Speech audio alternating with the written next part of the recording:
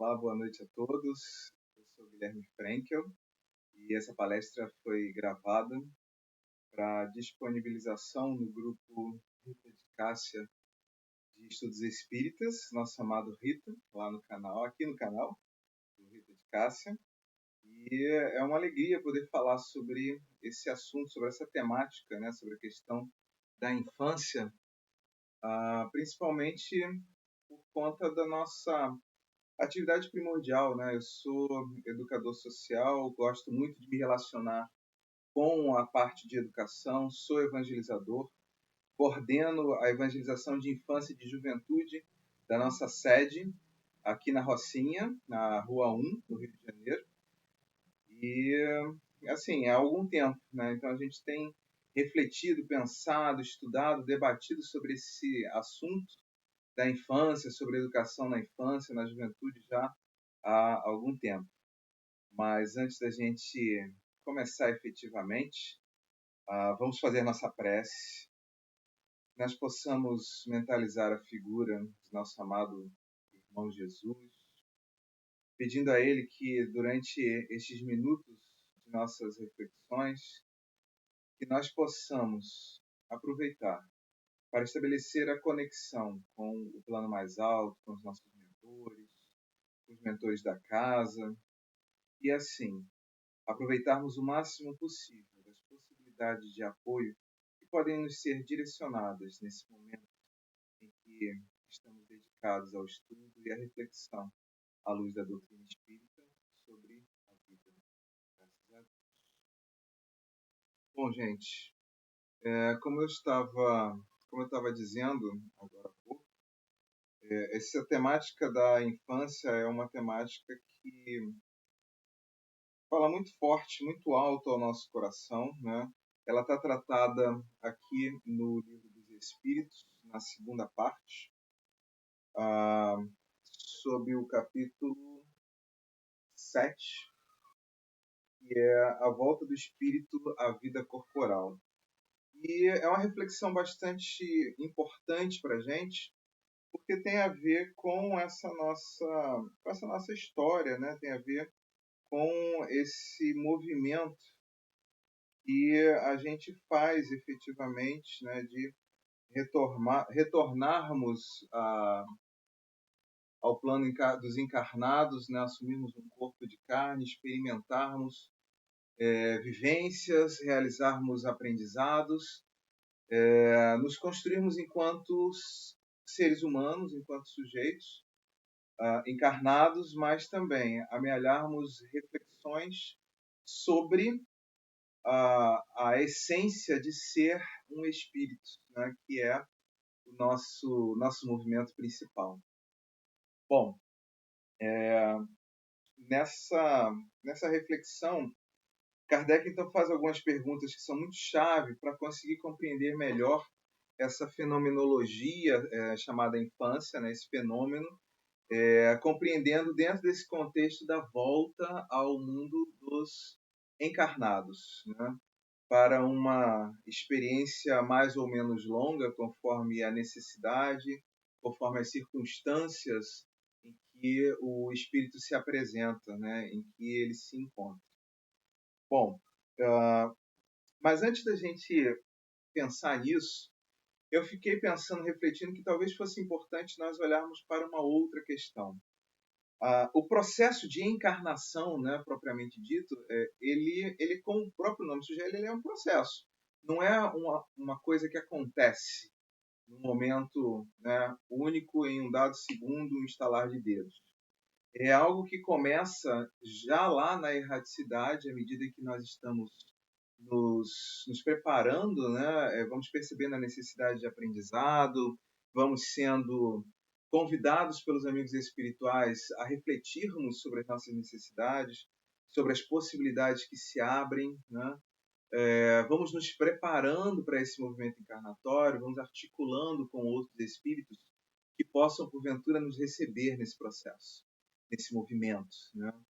Então, antes mesmo de nós estarmos no processo da gravidez, nós já estamos falando de um processo encarnatório, onde nós nos encontramos na plenitude pelo menos espera-se, né, teoricamente, dado que estejamos num estado de um pouco mais de consciência, um pouco maior de consciência espiritual, dado que nós já tenhamos despertado um pouco para algumas questões importantes no que diz respeito às relações do espírito na erraticidade, em relação à imortalidade, ou seja, depois que a gente progrediu um pouquinho nesse movimento, nós estamos plenamente conscientes nesse processo.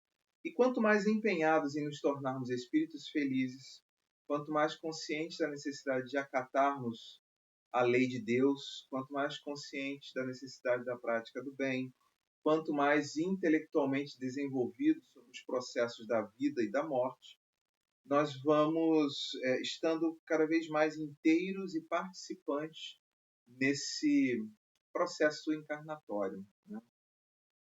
E é muito interessante a gente poder pensar sobre esse olhar como um processo, né? Como algo que vai acontecendo desde a tomada de consciência, o planejamento, a conversa com os mentores espirituais, a realização de cursos, de cirurgias espirituais, todo um movimento de articulação de relações, né, para que nosso planejamento encarnatório possa se dar de uma forma o mais proveitosa possível, né? E aí isso vai tendo uma culminância, né? Nós conseguimos acertar, né, com aqueles que já estão encarnados, que possam vir a nos receber como filhos, tudo é acertado, né? Esse movimento ele é belamente explorado na literatura que foi deixada por André Luiz através da psicografia do nosso saudoso Francisco Cândido Xavier, né, o Chico Xavier.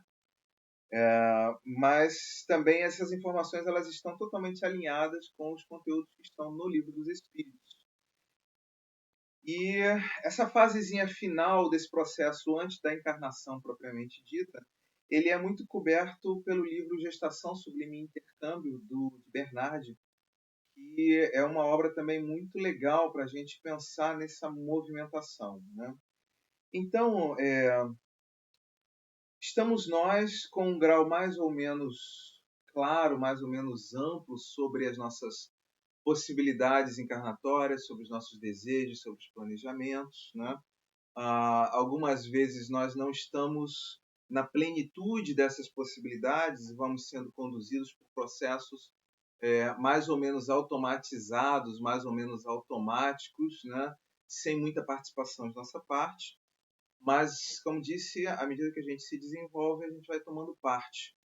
Seja de uma forma ou de outra, mais ou menos consciente, existe sempre um apoio muito grande dos nossos mentores espirituais, dos amigos espirituais da comunidade onde nós nos encontramos, né? Esse grupamento social, né? Na sociedade dos espíritos, na sociedade dos desencarnados.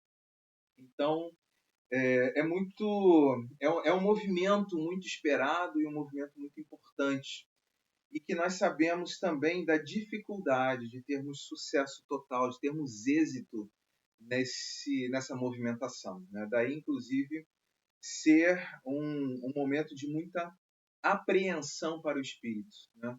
Ele sabe que no momento em que ele reencarnar, no momento que ele começar que ele se ligar a um corpo físico, esse movimento vai levá-lo a um certo toldamento, a uma redução das suas habilidades de memória espiritual, de percepção do mundo de uma forma ampla.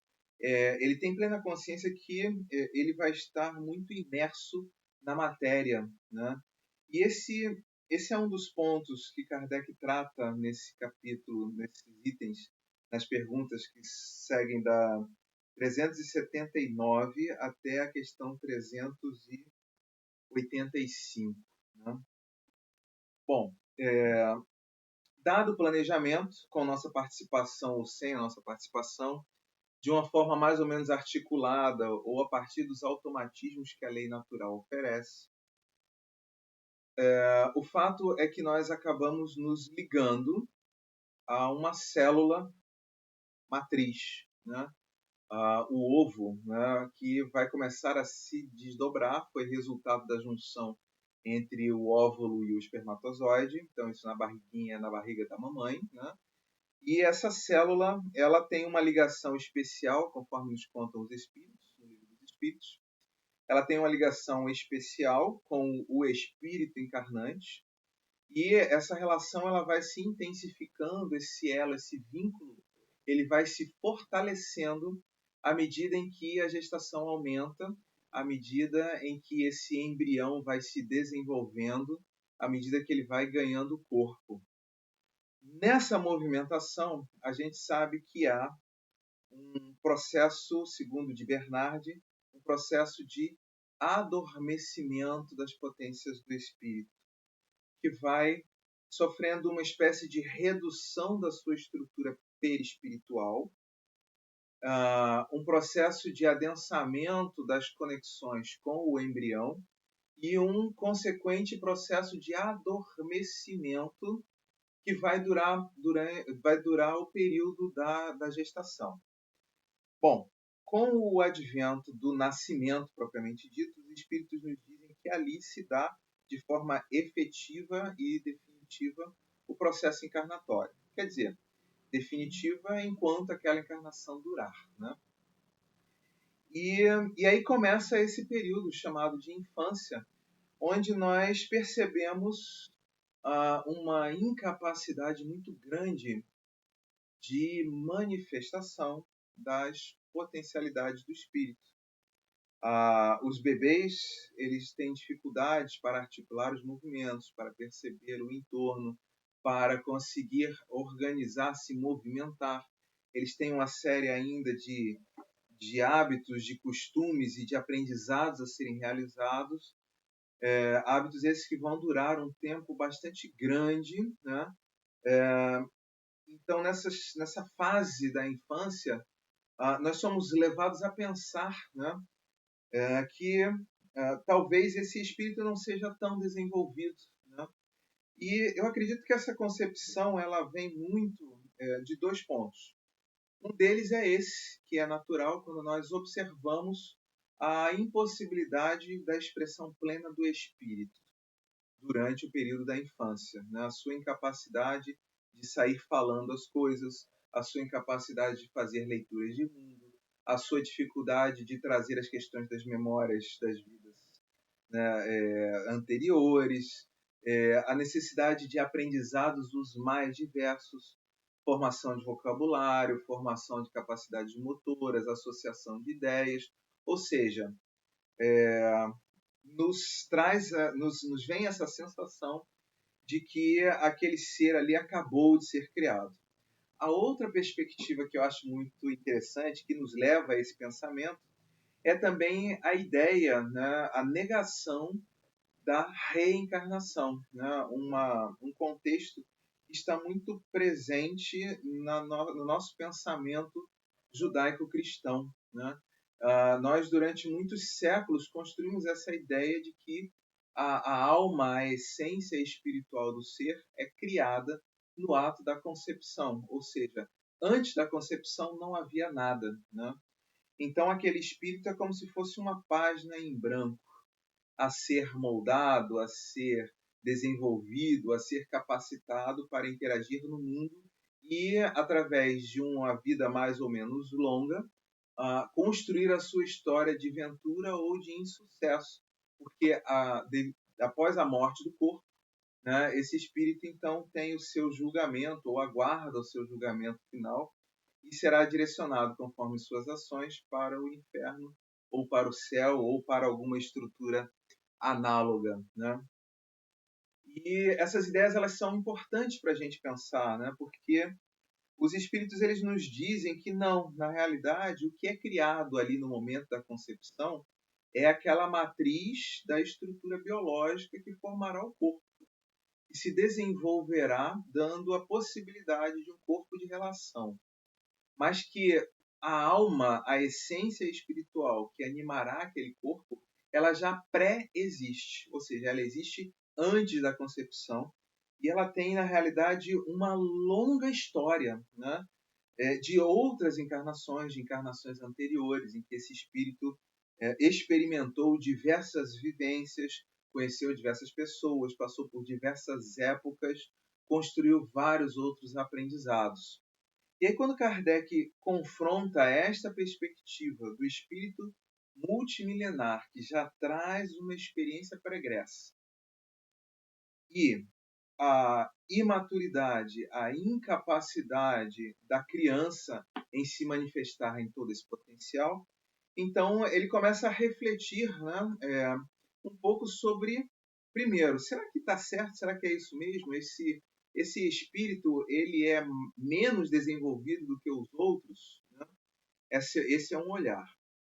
E os espíritos já de cara dizem que não. Não é exatamente isso. Né? Esse espírito, ele, inclusive, pode ser muito mais desenvolvido intelecto e moralmente do que os seus pais, do que os outros, né, encarnados. A gente lembra, inclusive, nesse contexto, a existência de Jesus. Né? Jesus, o guia e modelo mais próximo da perfeição de que nós temos notícia, que serve de referência para as nossas jornadas espirituais enquanto encarnados, conforme a notícia dos Espíritos no Livro dos Espíritos, né? É um espírito de alta envergadura moral, na realidade o mais superior de todos os que estão na Terra, nasceu de um pai e de uma mãe encarnados e com certeza moralmente inferiores a ele. Falamos aqui de Maria e de José, né, nesse caso. Então a gente percebe, à medida que a gente vai olhando, né, nós temos a chance de identificar, então, que, na realidade, esse corpo é que, por estar em formação, ele oferece restrições. O espírito carrega toda a sua potencialidade, mas ele precisa de um corpo maduro para conseguir expressar-se ao máximo de suas potencialidades. Esse dado ele é muito importante para a gente. Porque a gente está num processo. Lembram?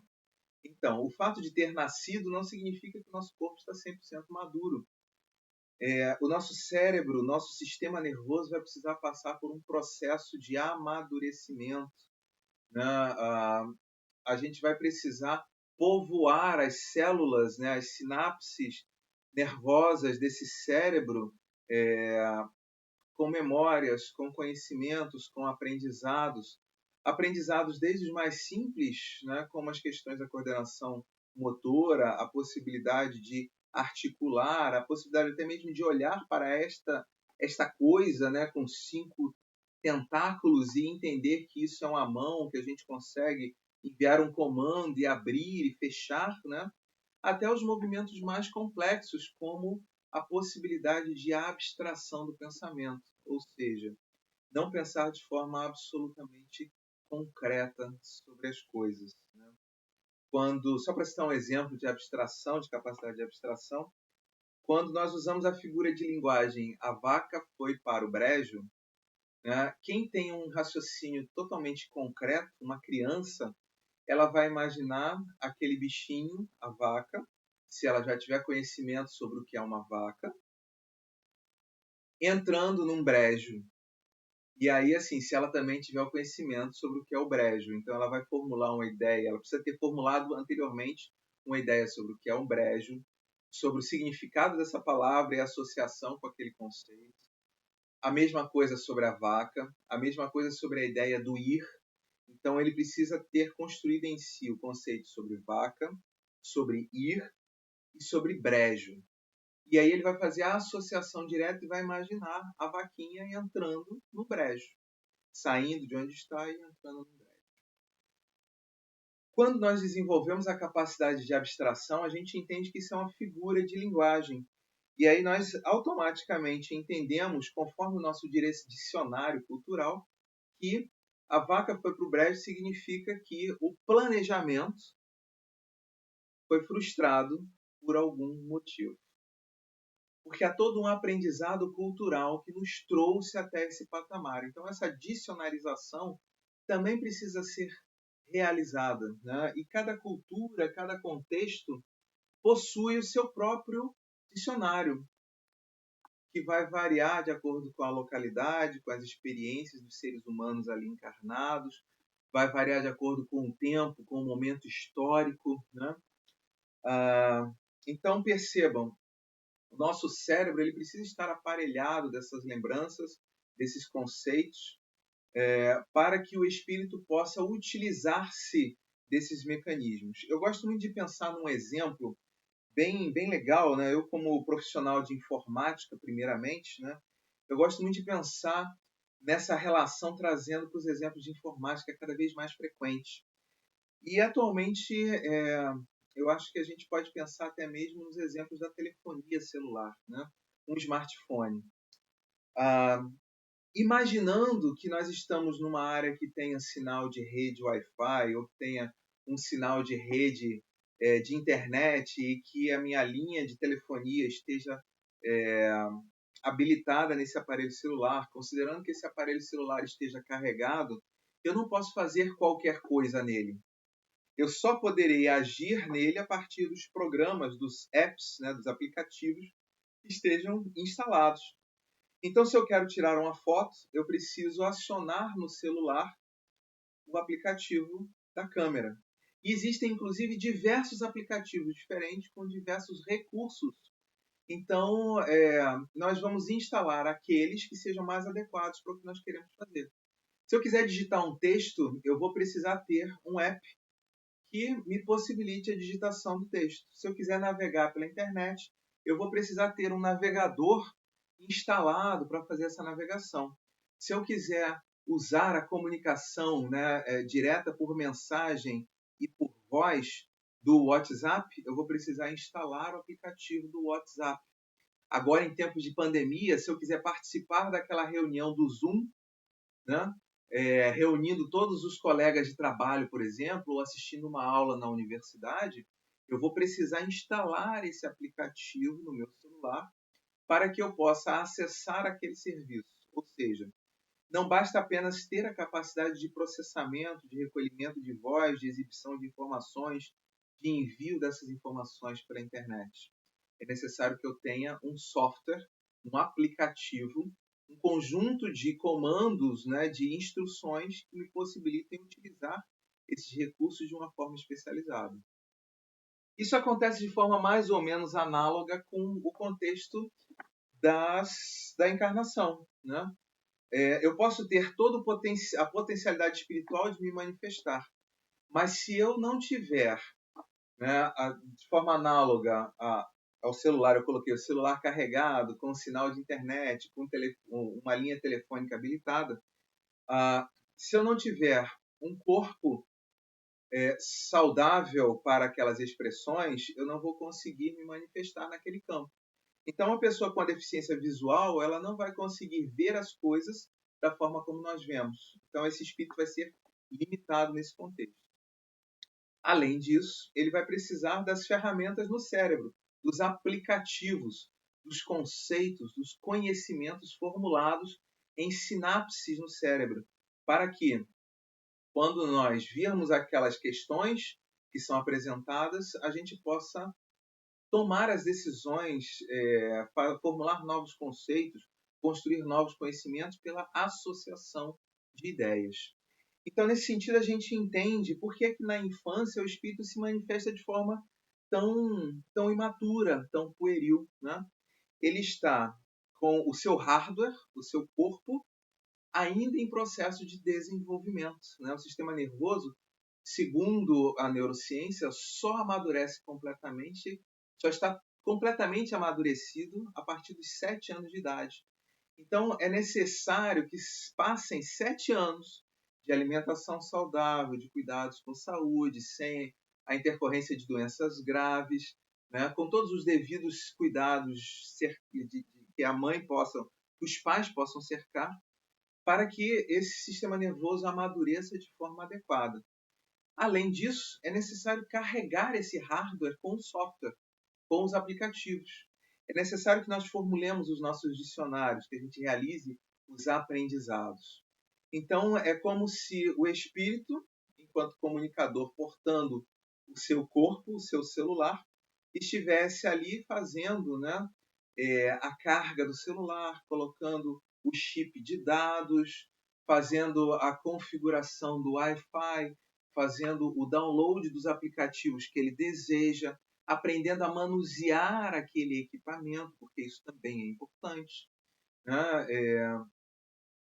Então, é necessário que o espírito vá se assenhoreando desse movimento, né?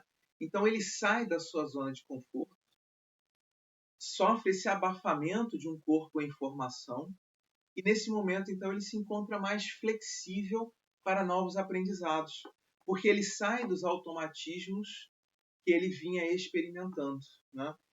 Ele é confrontado com uma realidade onde ele vai precisar reaprender coisas.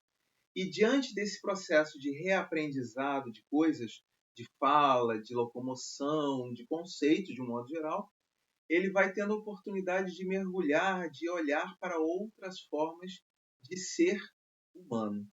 Então, nesse momento, é um momento de confusão para o espírito, em que ele tem a oportunidade de enxertar, de construir novos hábitos mentais, novas formas de pensar a vida, novas formas de se relacionar, apoiado pelo esquecimento do passado. Então, ele vem realmente com a bagagem muito zerada, né? A gente traz a intuição das impressões anteriores, né? A gente traz a possibilidade de manifestação de uma forma mais intensa a partir dos nossos aprendizados anteriores. A gente traz, através da intuição, né, as nossas escolhas morais, os nossos parâmetros, os nossos padrões. Então, quando alguma coisa acontece, de alguma forma a gente fica com aquela vozinha interna dizendo, né, intuitivamente, parece que não tem alguma coisa certa aqui. Eu não consigo endereçar muito facilmente, né? A coisa das ideias inatas, que Kardec trabalha tanto no Livro dos Espíritos também, em uma outra parte, né? As facilidades e as dificuldades para determinados campos do conhecimento, né? As tendências que nós carregamos. Então, essas tendências, diante de um contexto novo, fazem com que nós aprendamos e desenvolvamos competências enquanto construímos novos hábitos mentais e espirituais, nos tornando mais aptos. À medida que o corpo amadurece, à medida que o espírito toma um controle maior sobre esse órgão, sobre esse organismo, à medida que ele faz todo o processo de setup do seu corpo, né, de organização do corpo, então ele vai desabrochando e se tornando cada vez mais hábil em se manifestar em sua essência, né? Esse movimento Kardec questiona aqui, inclusive, quando ele fala sobre a questão do jovem, né? Que parece que assim, vira uma chave em determinado momento e essa pessoa se manifesta como uma pessoa muito diferente daquilo que ela era no período de infância. A que se deve isso? Se deve exatamente a esse processo de síntese, né? Durante toda a infância e adolescência, esse espírito foi despertando suas tendências de forma muito suave e apreendendo novas realidades e novas formas de ver o mundo. Na juventude, ele teve a conclusão do seu processo principal de setup do corpo, o amadurecimento desse corpo, ele está preparado, ele está com toda a possibilidade de manifestar vigorosamente os pensamentos do espírito. E aí, nessa hora, então, esse espírito entra no mundo efetivamente com o poder de tudo aquilo que ele é em essência, restringido, obviamente, pelos softwares que foram carregados durante a infância e juventude, restringido, obviamente, pelo hardware, né? Pelas questões que o corpo oferecem, né? E tendo que reinventar uma história, porque agora ele se manifesta em todo o seu potencial espiritual multimilenar, mas ele percebe conflitos, porque embora ele tenha o desejo de fazer uma ação X, ele aprendeu durante toda a infância e juventude, ou seja, por cerca de 17, 16, 17 anos, ele aprendeu que a atitude X não é tão correta e que ele deveria ter a atitude Y. Então ele vai ficar, né, nessa fronteira, tendo que solucionar esses conflitos. Eu gosto de brincar muito, né, com os evangelizadores, dizendo que durante a infância é a fase onde nós instalamos as sementes do conflito. A adolescência é o momento em que essa potência começa a desabrochar e o camarada, então, vai começar a se confrontar com os valores que ele recebeu enquanto sementes e com os valores que ele traz enquanto espírito imortal. E a vida adulta é esse movimento de conciliação, de síntese, de resolução desses conflitos e também de desenvolvimento de novas habilidades, né? Porque o corpo também vai se modificando ao longo do tempo, nós precisamos nos adaptar ao potencial, a toda a potência, a todas as questões, né? Então, todo o processo encarnatório é uma experiência ímpar para o espírito. Mas o período da infância é um período crucial para a aquisição de novas matrizes, de novas bases para a formulação de transformações morais. Daí, inclusive, eu defender a necessidade de nós buscarmos evangelizar as crianças desde cedo. O quanto mais cedo, melhor. A evangelização vai trazer um apoio para o jovem no sentido dele ir tentando conciliar as informações que ele recebeu com as informações que ele traz do seu próprio ser. É muito mais um movimento de acolhimento, de estímulo à transformação, de ajudá-lo a ingressar, né, numa vida com mais autoridade, né, do que efetivamente dar novos conceitos. A gente vai dar ferramentas e vai criar provocações. E vai dizer assim, pô, olha só, Jesus falou isso aqui. Olha para o mundo aqui. Será que isso aqui está na prática? Né? Como é que funciona essa relação? Será que é possível conciliar uma coisa e outra? Como é que você se sente nesse contexto? Como é que você agiria? E aí a gente vai causando esses espantos, essas provocações no jovem. Para a criança é muito mais a entrega de um manualzinho. Olha, está aqui o conjuntinho de regras. E olha aqui, tem um negócio novo aqui. Olha que coisa interessante isso aqui. Olha como é curioso isso aqui. Tá? Percebam, dois momentos bastante importantes para a gente. Pensamos na necessidade da infância para o espírito enquanto um movimento de setup do seu processo encarnatório. Né? Setup de hardware, setup de software, que vai servir de base dali para frente. Né? Na vida usual, quando o celular deixa de funcionar, não está nos atendendo, a gente troca. Na encarnação, a gente não consegue. A gente vai lidar com aquele hardware até o finalzinho da nossa encarnação. Vai ser aquele hardware. Né? E o software, tem uma parte do software que a gente não vai conseguir mexer. É que nem aquela história, né, dos aplicativos que não tem suporte para determinada versão do sistema operacional e do aparelho que a gente usa. Não sei se já aconteceu com vocês. Às vezes a gente quer instalar um determinado aplicativo e ele nem aparece na loja para a gente fazer o download, porque ele não é compatível com aquela versão que a gente usa.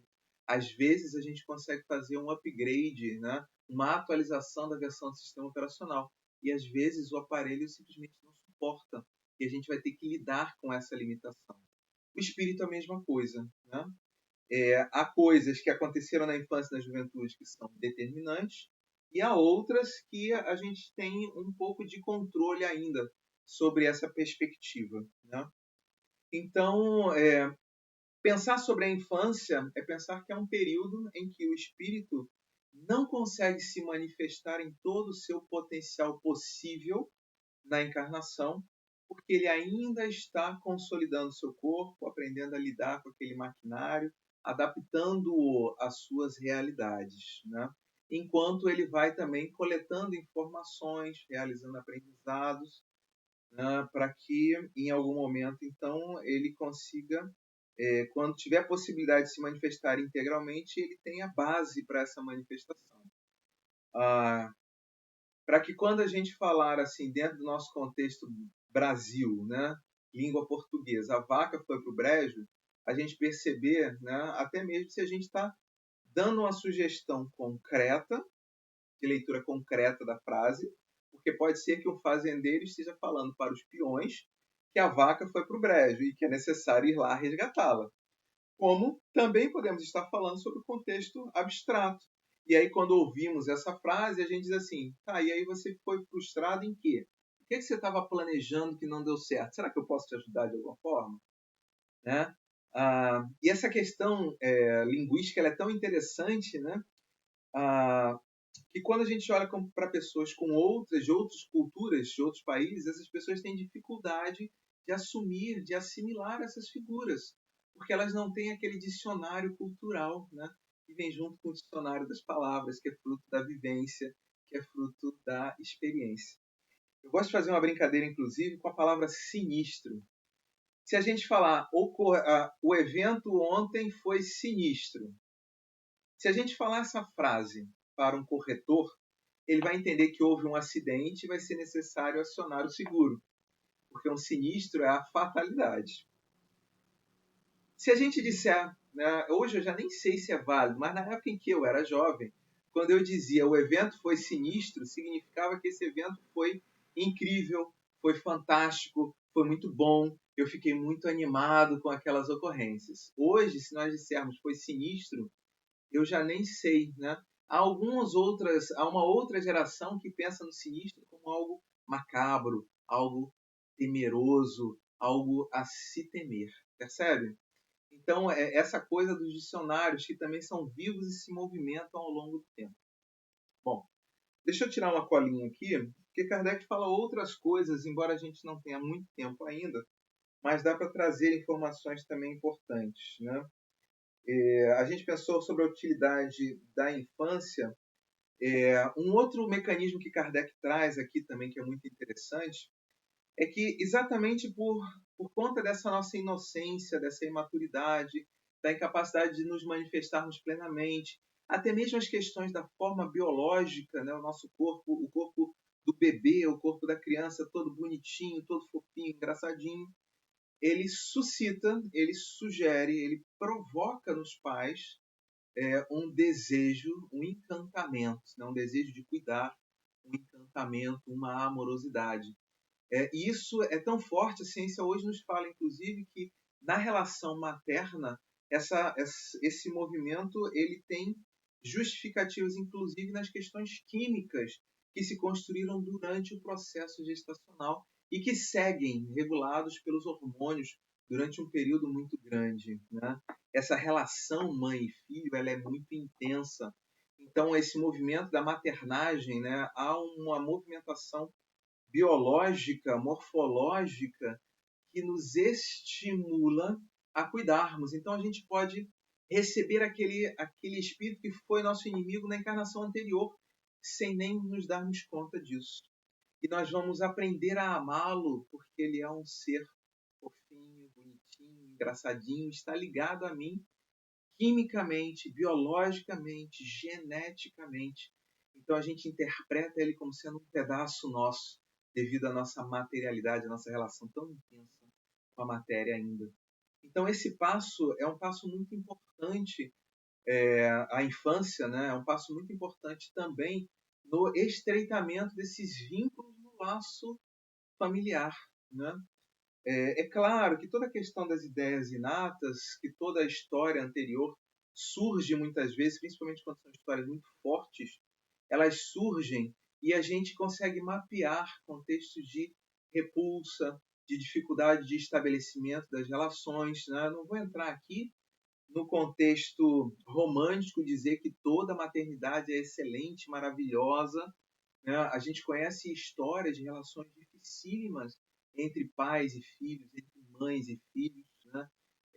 Relações de repulsa ou relações de uma amorosidade, de um amor que ultrapassa as fronteiras normais que nós vivemos com outras crianças, com outros filhos, com a prole de outros casais e outras famílias. Né? Então, parte dessa relação, né, de proximidade ou de repulsa também vem em função do nosso histórico. Mas o fato é, considerando a perspectiva genética, considerando a perspectiva biológica, considerando a perspectiva hormonal, química, né, existe um envolvimento da matéria no sentido de tentar unir aquelas figuras, aqueles espíritos ora encarnados, possibilitando assim que esses espíritos construam, escrevam uma história diferente.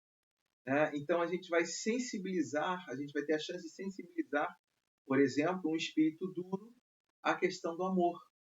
A gente vai poder estimulá-lo a ultrapassar as suas fronteiras de possibilidades amorosas para amar ainda mais. A gente vai conseguir dar suporte, né? e vamos fazer isso com muito gosto, com muito grado, com muito desejo de que esse movimento dê certo, né? Então a infância ela se torna uma ferramenta muito importante no processo de constituição das famílias, à medida que facilita a construção de elos entre os espíritos já encarnados, os pais, e o espírito encarnante, aquele que está ali naquele corpo daquela criança, né? É uma chance da gente ressignificar relações também, né? Então Kardec vai avançando nessas questões, né? Nos trazendo um pouco desse olhar e dessa importância para que a gente possa talvez investir mais nesse espírito que está conosco nesses primeiros anos, né? Para que nós possamos de alguma forma ampará-lo, dar ferramentas, dar subsídios para que ele possa escrever uma história de ampliação, de construção de prosperidade, de progresso espiritual mais intenso. É claro que esse processo encarnatório é de responsabilidade do próprio espírito encarnado. É claro que, à medida que ele vai assumindo a responsabilidade, ele vai se tornando cada vez mais apto a se manifestar, ele vai se responsabilizando por suas escolhas e ele terá, sim, sempre a oportunidade de ignorar aqueles laços, ele vai ter a oportunidade de fortalecer aqueles laços, né? E aí, para nós, pais, educadores, parentes, irmãos, é importante que nós pensemos também que o nosso papel é apenas oferecer o apoio. E aí nós podemos estar com a nossa consciência tranquila com relação ao cumprimento do nosso papel, se nós percebermos que fizemos tudo o que foi possível para ajudar aquele espírito, tudo que está ao nosso alcance. Mesmo que este espírito, porventura, após o período da infância e juventude, ou mesmo durante o próprio período da juventude e da infância, venha a se desvirtuar, venha a se desviar de um caminho que a gente julgue como sendo o caminho adequado, né?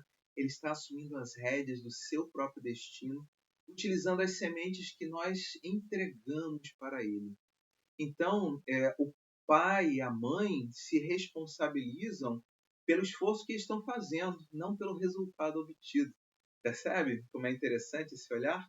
O que o outro faz com essas sementes que nós estamos jogando é uma questão do outro, não é mais uma questão nossa. A nós cabe a seleção das melhores sementes, a entrega dessas sementes no tempo mais adequado, o estímulo, o acolhimento, o apoio, o amparo. Que possamos cada vez mais viver a infância em sua plenitude, que possamos cada vez mais viver com intensidade estas perspectivas de crescimento espiritual que a infância oferece. Que possamos investir cada vez mais nas nossas crianças, nos nossos jovens, sem cerceá-los, apenas apontando possibilidades, dando condições e lhes deixando o caminho livre para que eles possam ir aprendendo a construir suas próprias histórias, para que sejam adultos autônomos e cada vez mais responsáveis nessa jornada. Que nós possamos nos pensarmos como espíritos num processo constante de desenvolvimento de competências, mas também entendermos que, uma vez vivida a infância e a juventude, há coisas, há padrões que a gente não vai mudar e que a gente vai ter que aprender a conviver com eles, né? Essa perspectiva ela é importante para a gente, porque ela ajuda também a nós nos conciliarmos com quem nós somos de fato.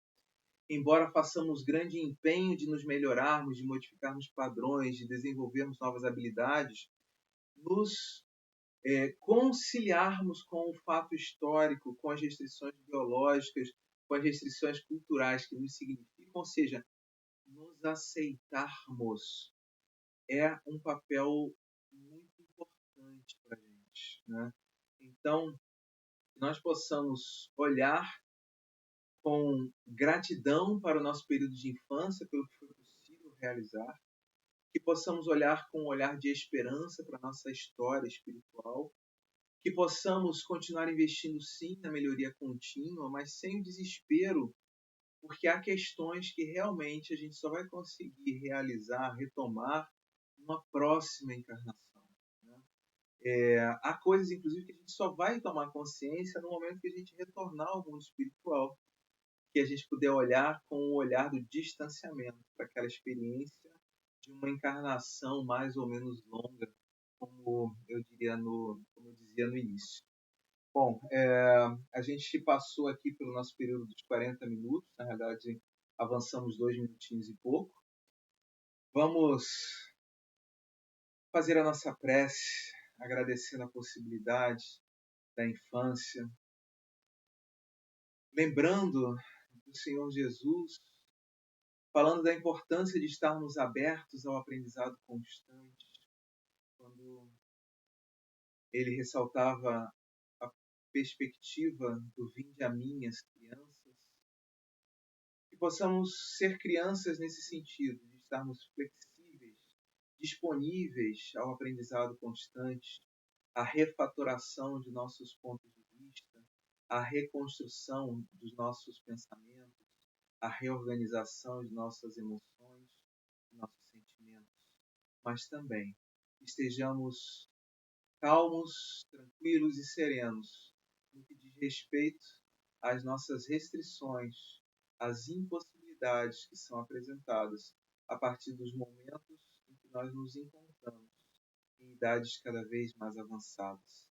Que possamos celebrar cada época de nossas vidas com a plenitude que aquele período nos oferece e que possamos trabalhar com essas possibilidades da forma mais intensa e proveitosa possível. Se conosco, Senhor Jesus, e que possamos, então, com tuas bênçãos e com teu apoio, encerrarmos a nossa reflexão deste momento. Graças a Deus.